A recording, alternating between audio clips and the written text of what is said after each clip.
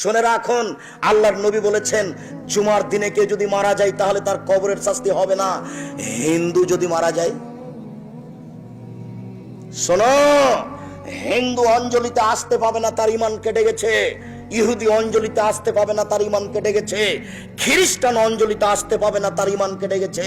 এই বোকা ছেলে, তোমার ঈমান কেটে গেছে অষ্টাধাতুর আংটিতে, তুমি অঞ্জলিতে আসতে পাবে না। এই ছেলে, তোমারও ঈমান কেটে গেছে, মাদুলিতে তোমার গলায় তাবিজ আছে, তুমি অঞ্জলিতে আসতে পাবা না, তোমার ঈমান কেটে গেছে। তোমার মা জন্মদিবস পালন করে, মৃত্যু দিবস পালন করে, তুমি অঞ্জলিতে আসতে পাবা না, তোমার ঈমান কেটে গেছে। তোমাকে আরো সতর্ক করে বলছি, তুমি, তোমার বাপ, তোমার মা, তোমরা পুতুলকে ভালোবাসো, মূর্তিকে ভালোবাসো।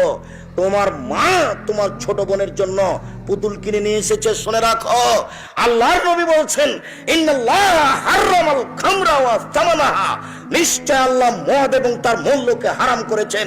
নিশ্চয় আল্লাহ মৃত্যুপান এবং তার মূল্যকে হারাম করেছেন।